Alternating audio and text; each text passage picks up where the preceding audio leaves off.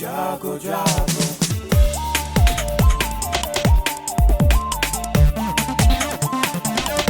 Radio जागो जागो radio जागो 90.4 FM। रेडियो जागो 90.4 एफएम स्टूडियो में मैं स्वागत कर रहा हूं। आज हमारे स्टूडियो में आए हुए संविधान विशेषज्ञ और वरिष्ठ प्रचार राष्ट्रीय स्वयंसेवक संघ के लक्ष्मी नारायण भाला जी। लक्ष्मी नारायण भाला जी, आपका स्वागत है। आप ये बताएं कि जो समान नागरिक संहिता है, बहुसंख्यक समाज इसको अपने माफिक मानता है, जबकि अल्पसंख्यक समाज इसको अपने विरुद्ध मानता है। समान नागरिक संहिता आखिर क्या है? समान नागरिक संहिता संविधान के भाग 4 का एक हिस्सा है। भाग 4 का 44वां जो अनुच्छेद है जी, 44वें अनुच्छेद का भाग है। 44वें अनुच्छेद में केवल 2 वाक्य में, बल्कि एक ही वाक्य में इसको लिखा गया है कि राज्य भारत के समस्त राज्य क्षेत्र में नागरिकों के लिए एक समान सिविल संहिता प्राप्त करने का प्रयास करेगा। बस इतना ही केवल लिखा है जी। इसका मतलब ये प्रयास करना है, ये संविधान निर्माताओं की इच्छा थी जी उन्होंने खुद ने तैयार करके नहीं दिया है। जी और इसीलिए इस कैसे तैयार करे, कौन तैयार करे, इस पेशोपेश में अब तक इस पर कोई विशेष ध्यान दिया नहीं गया। लेकिन आखिर समान नागरिक संहिता की बात है तो जिस देश में इतनी विविधताएं हो, भाषा की विविधता है, पंथों की विविधता है, तो वहाँ समान नागरिक संहिता करना इतना आसान नहीं है। उसमें इस बात को स्वीकार करना होगा कि हम जितने मत है, जितने पथ है, उनकी विशेषताओं को बरकरार रखते हुए और नागरिक संहिता का निर्माण करेंगे।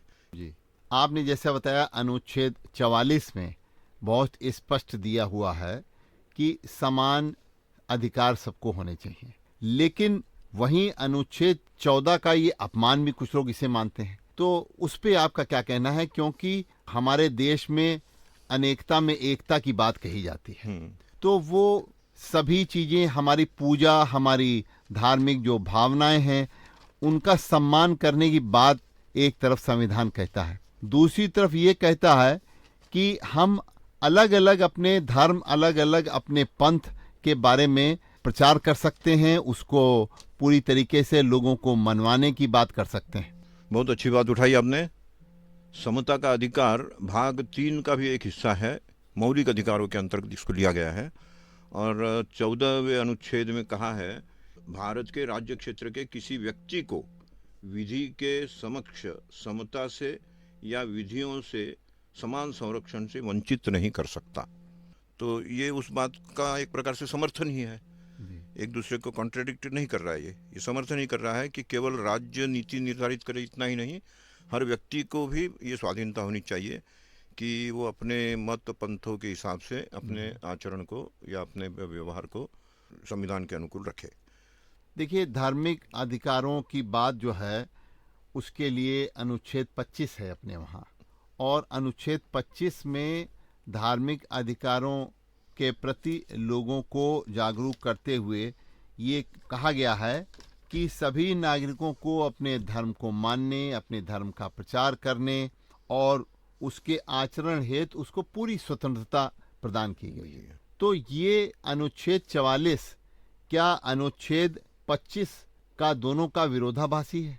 इसका भी विरोधाभास नहीं है यहाँ, क्योंकि अनुच्छेद 25 में जो लिखा गया है उसमें भले ही हम कहते हैं कि सेक्युलर ये शब्द जो है ये 42वें संशोधन के बाद संविधान में आया है, इससे पहले कभी संविधान में नहीं था, लेकिन 25वें अनुच्छेद में संविधान में ये शब्द लिया हुआ है। और उस सेक्युलर के लिए कहा गया है कि सेक्युलर एक्टिविटीज़। तो सेक्युलर एक्टिविटीज़ का हिंदी में अनुवाद किया गया है लौकिक गतिविधियाँ, लौकिक क्रियाकलाप। तो जो लौकिक है वो मनुष्य करे, अलौकिक के पीछे न दौड़े।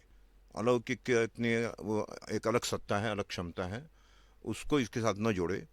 तो व्यक्ति का या नागरिक का लौकिक आचरण, लौकिक क्रियाकलाप, उसकी सुरक्षा होनी चाहिए, इसकी गारंटी ये 25वां अनुच्छेद देता है। तो इसमें विरोधाभास का कोई कारण नहीं है, ये उसके समर्थन की ही बात इसमें कही जा सकती है। जो अल्पसंख्यक समुदाय में मुस्लिम जो धर्म को मानने वाले लोग हैं, उनमें इसको लेकर के बहुत संशय है और बहुत भ्रम है। तो वो संशय और भ्रम को आप कैसे दूर करना चाहेंगे? नहीं, मैं समझता हूँ शायद भ्रम नहीं है, जी, वो इसके प्रति प्रतिबद्ध है कि हम अपना जो शरिया का नियम है या शरीयत के जो कानून है उसको नहीं छोड़ सकते। हमारे ख्याल में इसका अध्ययन अभी भी और अच्छे तरीके से सभी समुदाय, सभी धर्म के लोगों को करना आवश्यक है, क्योंकि बिना अध्ययन के एक विचारधारा बना लेना ठीक नहीं। लेकिन ये बताइए आप, ये चुनाव जब आता है तभी समान नागरिक संहिता की बात ज़्यादा चर्चा में आ जाती है, और जब चुनाव समाप्त हो जाता है तो फिर ठंडे बस्ते में पड़ा जाए, ठंडे बस्ते में पड़ जाती है। इसमें पहले तो हमें धर्म और पंथ इसका जो अंतर है जी, वो समझ लेना होगा, और इसके समझ की कमी के कारण ही बहुत बड़ी कई समस्याएं उभरती है। जैसे हम बार बार कहते हैं कि हम धर्मनिरपेक्ष हैं, कभी हो ही नहीं सकते। धर्मनिरपेक्ष कोई भी हो नहीं सकता, क्योंकि धर्म क्या है, तो प्रकृति प्रदत्त कर्म ही तो धर्म है। प्रकृति ने मुझे मनुष्य बनाया, मुझे मनुष्य धर्म निभाना है। प्रकृति ने एक बीज बनाया, उसको बीज का धर्म निभाना है, पेड़ बनना है, फल देना है। प्रकृति ने किसी को प्राणी बनाया है, गाय बनाया है, वो गाय का धर्म निभाएगी। पशु पशु का धर्म निभाएगा। मनुष्य को बेटा बनाया, वो पुत्र धर्म निभा रहा है। पिता बन गए, पितृधर्म निभा रहे हैं। तो धर्म इतना व्यापक है, लेकिन उसको पंथ के जो पूजा पद्धति इसके साथ जोड़कर हमने बहुत छोटा बना दिया। लेकिन इस बात को हमारे विधि आयोग ने अभी जो पिछले दिनों इस पे काफ़ी सर्वे किया गया और लोगों की अलग अलग जगह विचारधाराएं जानी गई कि समान नागरिक संहिता को लेकर के लोग क्या सोचते हैं, और इसके लिए सभी धर्मों को कैसे संतुष्ट भी किया जाए, सभी समुदायों को संतुष्ट किया जाए, संप्रदायों को। तो इसमें विधि आयोग ने जो अपनी अनुशंसा दी है, उसको लेकर के आप क्या सोचते हैं कि वो समान नागरिक संहिता के लिए वो जो उनका एक प्रस्तावना है कि समान नागरिक संहिता जिस रूप में कहा जा रहा है उस रूप में नहीं होनी चाहिए? अभी तक तो किसी रूप में कहा ही नहीं गया है। केवल ये कहा गया है कि हमें समान नागरिक संहिता का निर्माण करना है, और संविधान में भी यही लिखा है कि इसको निर्माण करना जरूरी है। ये नहीं कहा गया कि हमने दे दी है और उसका पालन करिए। तो ये निर्माण की प्रक्रिया है। इसलिए कोर्ट भी अगर कहता है कि इस पर विवाद है, तो जो चीज़ तय हुई नहीं उस पर विवाद का कोई प्रश्न ही नहीं उठता है।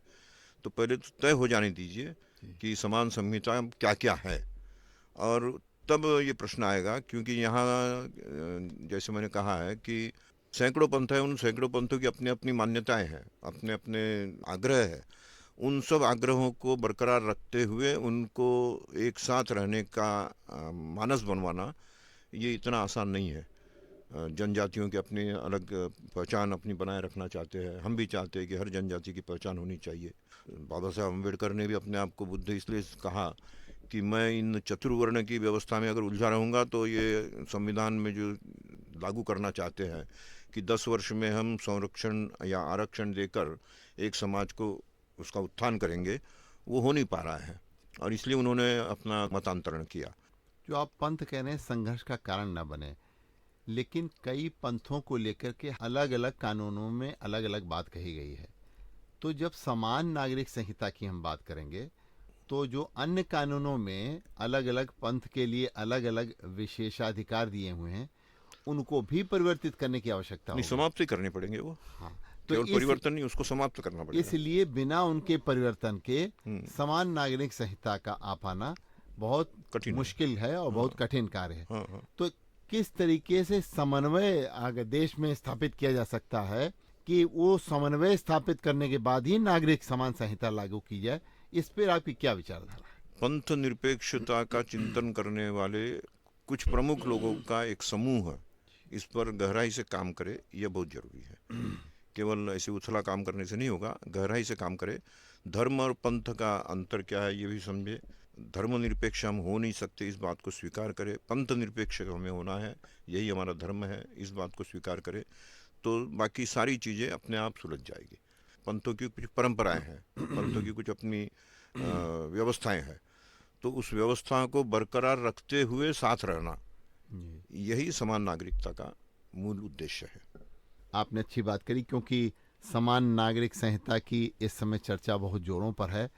और ऐसे में हम लोगों ने यहाँ पर ये चर्चा करी कि आखिर धार्मिक अधिकारों के रहते हुए समान नागरिक संहिता किस तरीके से लोगों को अधिक लाभ दे सकती है, और जो कुछ हमारे धर्म ऐसे हैं जिनके अंदर पंथ ऐसे हाँ, हाँ। धर्म कहें या पंथ पंथ, कहें, हाँ। जिनके अंदर ये एक विरोधाभास है, ये एक भ्रम पैदा है, या उन्होंने इस तरीके की विचारधारा बना ली है कि समान नागरिक संहिता से उनको बहुत बड़ा नुकसान होने जा रहा है। लेकिन सरकार का ये मंशा नहीं है। सरकार चाहती है कि सभी, क्योंकि हमारे देश में अनेकता में एकता की जो बात कही जा रही है, उस अनेकता में एकता की बात भी बनी रहे और सभी को बराबर के अधिकार प्राप्त हों, सभी एक समान, जो कि हमारी संविधान की मूल भावना है कि सब बराबर हैं, और उसी मूल भावना को लेकर के ही हम सब अपना जीवन यापन इस देश में कर रहे हैं। क्योंकि हमारा प्रजातंत्र बहुत ही सशक्त प्रजातंत्र है, और प्रजातंत्र का मूल भावना ही होती है सबको साथ में लेकर के चलना, सबको बराबर के हक देना। तो इन बातों को लेकर के आज हमने यहाँ पे चर्चा की, और हमारे साथ में लक्ष्मी नारायण भाला जी, आप राष्ट्रीय स्वयंसेवक संघ के वरिष्ठ प्रचारक हैं। हम अपने श्रोताओं को ये भी बताना चाहेंगे कि लक्ष्मी नारायण जी ने संविधान में जो चित्र दिए हैं उनकी समीक्षा और विश्लेषण कर ये पुस्तक भी लिखी है, और उस पुस्तक का नाम हम आपसे जानना चाहेंगे, क्योंकि ये बड़ी रोचक बात है। जिस तरीके से आपने जिस एंगल को लेकर के पुस्तक लिखी, ये अभी तक किसी ने सोचा भी नहीं और किसी का ध्यान भी नहीं गया। उस पुस्तक का नाम आप श्रोताओं को बताइए। उस पुस्तक का नाम है हमारा संविधान, भाव एवं रेखांकन। जी, हिंदी में ही लिखी है, उसका अंग्रेजी अनुवाद भी हो चुका है जो जल्दी ही छपेगी, मराठी अनुवाद भी हो चुका है, और बाकी भाषाओं में भी अनुवादित हो रही है। तो NBT नेशनल बुक ट्रस्ट ने उसे छापा है। जी, जी, जी। और अभी उसकी काफ़ी डिमांड है, जल्दी ही बाकी संस्करण भी आ रहे हैं। आपकी पुस्तक को देख करके फिर आपसे दोबारा कभी चर्चा करेंगे। जरूर। आज आप यहाँ पे पधारे, बहुत बहुत धन्यवाद। धन्यवाद जी।